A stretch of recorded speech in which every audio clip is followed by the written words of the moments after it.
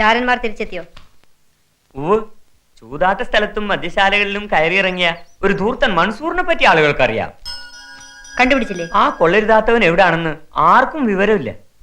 ചാരവൃത്തിയിൽ പരിചയമുള്ളവരൊന്നും അല്ല ഞാൻ അയച്ചവർ. പരിചയം നേടണം.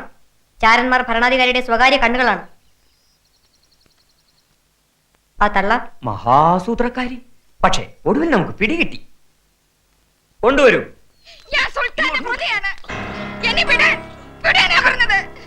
എന്നെ തട്ടിക്കൊണ്ട് വന്നതറിഞ്ഞാൽ സുൽത്താന്റെ പട്ടാളം ഈ തവട്ടൻ രാജ്യം പണം പോരും.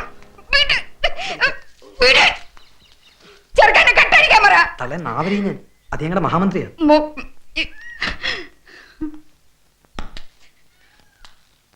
വിചാരണ മഹാരാജാവിന്റെ മുമ്പിലാവട്ടെ.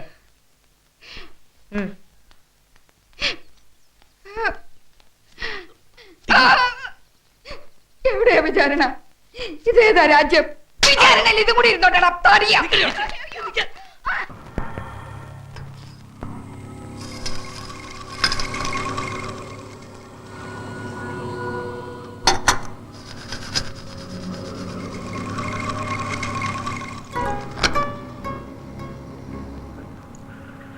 മന്ത്രമണലിൽ ഇത് സ്വയം ചലിച്ച് സത്യം എഴുതും.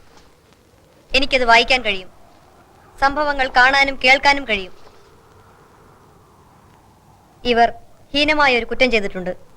എന്താ നിന്റെ തൊഴിൽ? ഒന്നുമില്ല.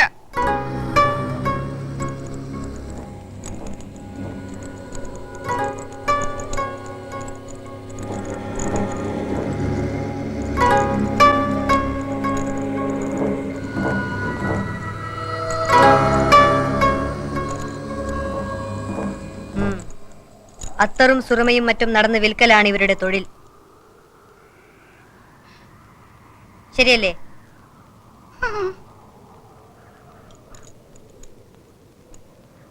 ഇവർ ചെയ്ത കുറ്റം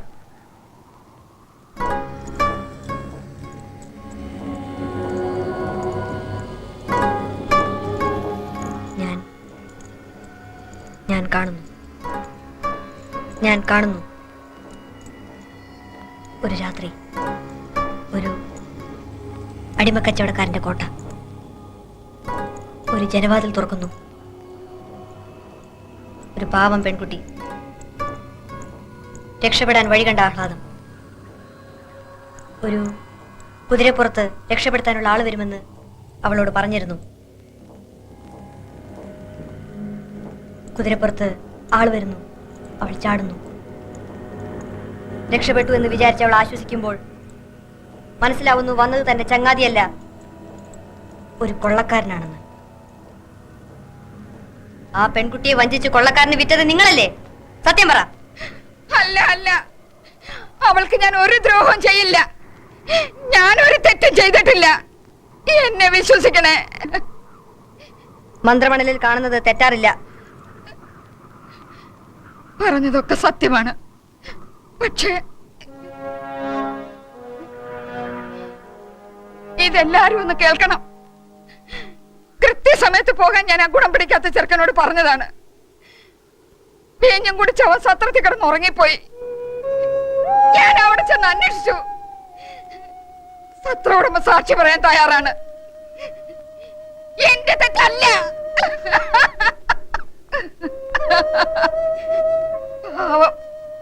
അവളുടെ കഷ്ടകാലം. ഞാൻ ഒരു തെറ്റും ചെയ്തിട്ടില്ല. എന്നെ വിശ്വസിക്കണേ. ഒക്കെ ആ ചെറുക്കൻ കാരണമാ. അവനെവിടെ? അറിയില്ല. അവനെ അന്ന് കണ്ടതാ. പിന്നെ ഒരു വിവരവും ഇല്ല.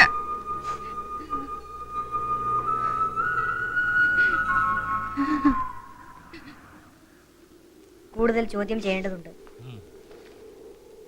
ഇവരെ എന്റെ മന്ദിരത്തിലേക്ക് കൊണ്ടുപോകൂ.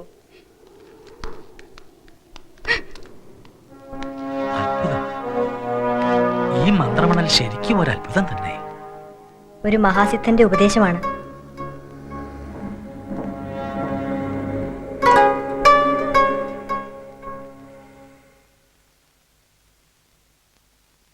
ഇങ്ങോട്ട് വരാൻ.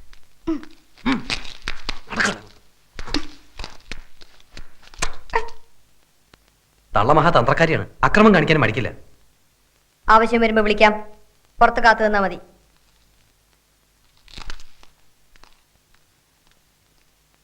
ഒക്കെ ആ മൻസൂറിന്റെ ബുദ്ധിമോശം കൊണ്ട് വന്നു പോയതാണ്. ഏത് കൊള്ളക്കാരുടെ നടുവിലാണാവോ ആ പാവം പെട്ടുപോയത്. അറിഞ്ഞിട്ടെന്ത് വിശേഷം? രക്ഷിക്കാൻ വഴിയുണ്ടോ എന്ന് നോക്കും. എന്നെ കൊണ്ടാവുന്നൊക്കെ ചെയ്യും. ആമിനത്താത്ത,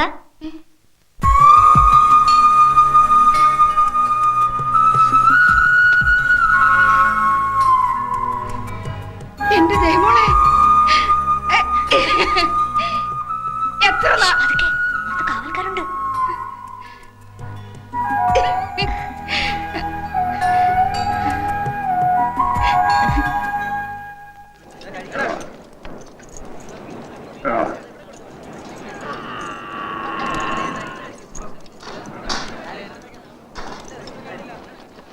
ബാഗ്ദാദിലേക്ക് പോകുന്നവർ, ബസ്രയിൽ നിന്നും വരുന്നവർ എല്ലാവരും നമ്മുടെ നാട്ടിലൂടെയാണ് കടന്നു പോകുന്നത്. സത്രങ്ങളോ വഴിയമ്പലങ്ങളോ ഇല്ല.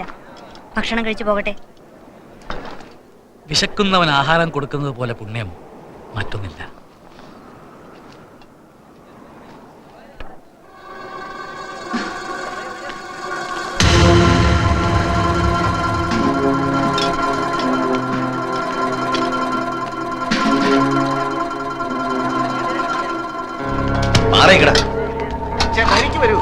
ഇവിടെ എല്ലാവർക്കും ഭക്ഷണമുണ്ട്.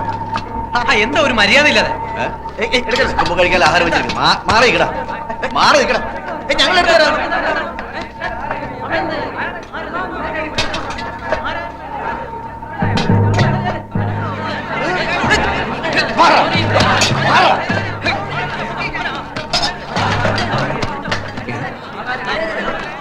അപകടമുണ്ട്. വേഗം മാറി.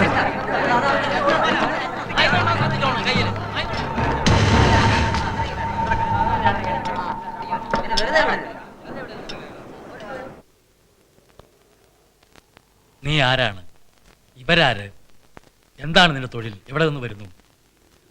ഞാൻ ഇബ്രാഹിം, കസവ് വ്യാപാരാണ്. ചിയാലിയിൽ നിന്ന് വരുന്നു. കസവ് കച്ചവടം ഇവിടെയോ? വന്നപ്പോഴാണ് കേട്ട വിവരം തെറ്റാണെന്ന് മനസ്സിലായത്.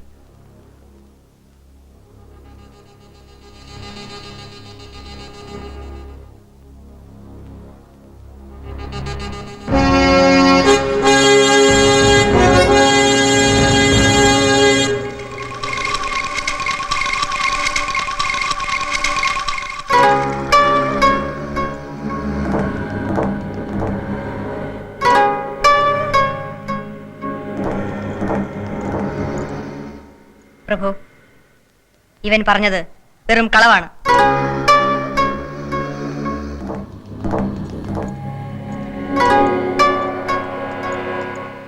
ഇവന്റെ പേര്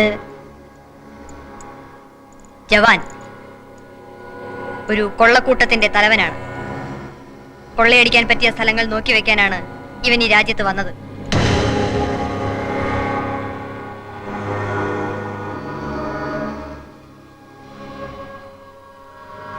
ഇവന്റെ താവളം ഞാൻ കാണുന്നു.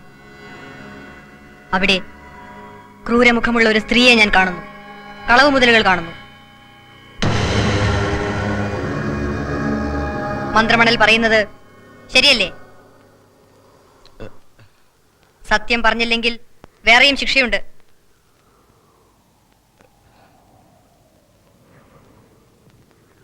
സത്യം. ഇവനെ തുറുങ്കിലടയ്ക്കും, ജീവപര്യന്തം. ദിവസം 30 ചാട്ടയടി. എന്നെ രക്ഷിക്കണം. ഇനി ഞാൻ കക്കില്ല, മേല് കക്കില്ല. പട്ടാളത്തെ അയച്ച് ഇവന്റെ താവളം പൊളിച്ച് നിരപ്പാക്കുക. തള്ളയെ അഗതി മന്ദിരത്തിലേക്ക് അയക്കുക. കളവ് മുതലുകൾ അടയാള സഹിതം വന്നാൽ നഷ്ടപ്പെട്ടവർക്ക് തിരിച്ചു കൊടുക്കുമെന്ന് പ്രഖ്യാപിക്കുക. കൊണ്ടുപോകും.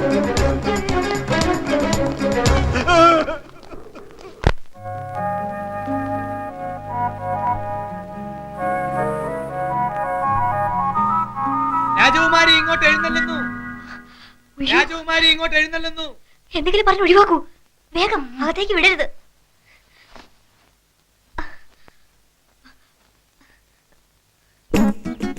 നിൽക്കൂ നിൽക്കൂ, ഇത് ആചാരത്തിന് നിൽക്കുന്നതല്ലോ. രാജകുമാരി മന്ത്രിമന്ദിരത്തിലേക്ക് എഴുന്നള്ളുകയോ? മന്ത്രിയോട് അവിടെ വന്ന് മുഖം കാണിക്കാൻ കൽപ്പിച്ചതായി പറയാം. പഴയ ആചാരങ്ങൾ പലതും മാറ്റിയ നാടാണിത്. ഒരു അത്യാവശ്യ കാര്യമുണ്ട്, അതിപ്പോ തന്നെ മന്ത്രിയോട് സംസാരിക്കേണ്ടതാണ്. ഓ, പാവം ക്ഷീണിച്ച് വിശ്രമിക്കുക. മന്ത്രിക്ക് ചെറുപ്പമല്ലേ? രാജകുമാരിക്ക് അധിക സമയമൊന്നും വേണ്ട. അതെ.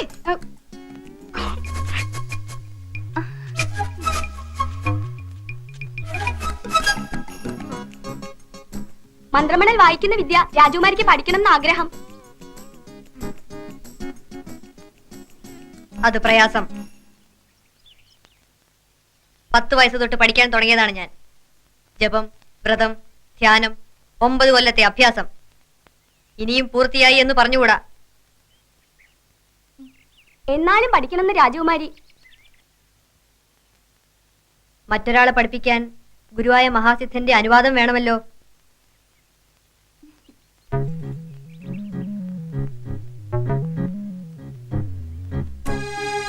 രാജകുമാരിയുടെ വിവാഹം എന്ന് നടക്കുമെന്ന് പറഞ്ഞു തരാമോ?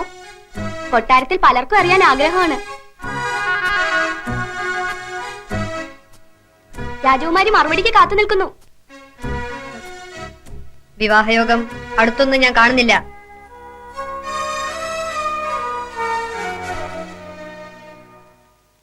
ഇപ്പോ രാജകുമാരിയുടെ മനസ്സിലൊരു നവയുവാവുണ്ട്. അതാരെന്ന് പറയാമോ? പിന്നെ ആവട്ടെ. രാജകുമാരിക്ക് ഇപ്പൊ അറിയണമെന്ന് നിർബന്ധം.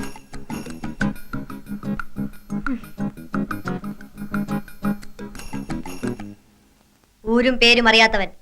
അവനെ പറ്റി ചിന്തിക്കരുത്. മോഹങ്ങൾ വളർത്തരുത്.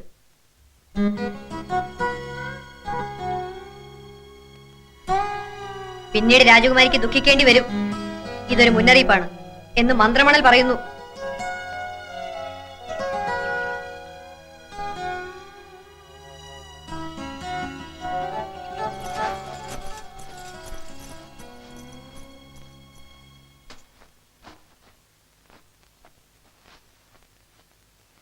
വിവാഹഘോഷം അടുത്ത് തന്നെ ഉണ്ടാവുമെന്ന ജോലിക്കാരുടെ ഇടയിലെ സംസാരം.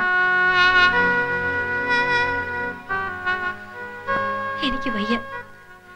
രക്ഷപ്പെടാൻ ഒരു വഴിയും കാണുന്നില്ല. ഞാൻ എന്ത് ചെയ്യും അമിനത്താത്ത?